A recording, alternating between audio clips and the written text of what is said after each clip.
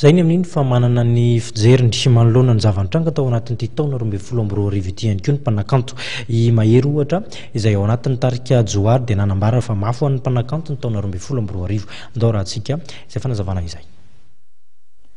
Taon-tsarotra ho an'ny mpanakanto ny taona 2024 araka nambaran'ny Mahery ao amin'ny tarika Joary. Vitsy dia vitsy araka ny taritra nataon'ity mpanakanto iny fampisehoana izay nalafosana ny tapakila manontolo nandritra ity taona ity. Noho ny zava-nisy teto amin'ny firenena araka ny fanazavana dia saika matiantoka ary saika tsy mahazo olona firy ny fampisehoana izay nitanterahana tamin'ny toerana goavana teto Andrenivohitra ny taona 2024 ary tany amin'ny fanaovana kabare sisa ny tena fidiram-bola ho an'ny mpanakanto ho hiatrany i Mahery. Iny taona 2024 iny aloha raha fijeriko azy zany iny no tena anisan'ny taona mafimafy indrindra ho anay eo amin'ny sehatry ny mozika ataonay zany anay. Iny taona iny zao fijeriko azy a tsy fotoanan'ny fampisehoana mihitsy,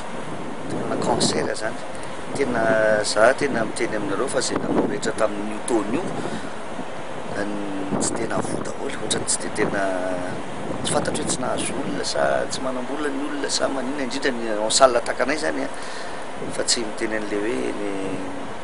tamin'ny malalaka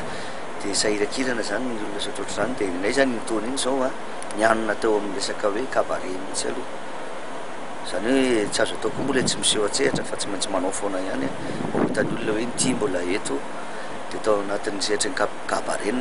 namoahana an'izay zavatra rehetra izay zany tao anatin'ity. Manany etaetany ho an'ny taom-baovao telo ambin'ny folo sy roa arivo ny mpanakanto. Amin'ny taona io zao irariana zany a ny eritreritra mety be fiova amin'izay ny fisehon'ny zavatra mitranga dia mieritreritra izay mbo hanao fampisehoana zany tarika Joary lazaiko a tarika Joary zao zany tsy akalaza 25 anniversaire zay amin'ny taona io zany hoe tsy maintsy any volana août septembre any après ny fifidianana satria hitanao ihany hoe raha mifanindry alohalohan'ny fifidianana be concert gratuit sy ny ohatrohatra zany be dia tsy ety mihitsy